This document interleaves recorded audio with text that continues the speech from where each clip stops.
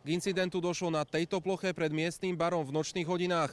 Začalo sa to tým, že jeden zo zákazníkov bol požiadaný, aby podnik opustil, keďže bol pod vplyvom alkoholu a začal robiť nepríjemnosti. O 20 minút sa však vrátil na miesto aj so svojimi kamarátmi na 2 autách. Len čo vystúpili, začali útočiť. Mali bejsbolové palice, železné tyče, jeden sa tu oháňal s paralizérom a jeden z vodičov nevystúpil z auta, ale začal naháňať po parkovisku ľudí s úmyslom ich zraziť. Obeťami bitky sa stali aj policajti v civile, ktorí tu boli v čase svojho voľna. Pre sile útočníkov sa vraj s holými rukami nedokázali ubrániť.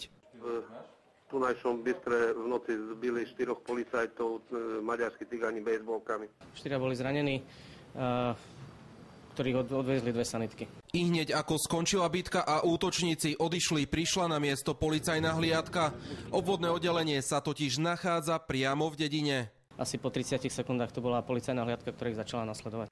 Podľa našich informácií útočníci následne prekročili slovensko-maďarskú hranicu. Tu ich vraj nakoniec zaistila maďarská polícia. Polícia v tejto súvislosti vykonáva potrebné procesné úkony k náležitému zdokumentovaniu prípadu aj vzhľadom na to, že podozriví z tohto skutku sú občania Maďarskej republiky. Bližšie informácie nie je možné na teraz poskytnúť. Pre televíziu JOJ, Peter Sabo.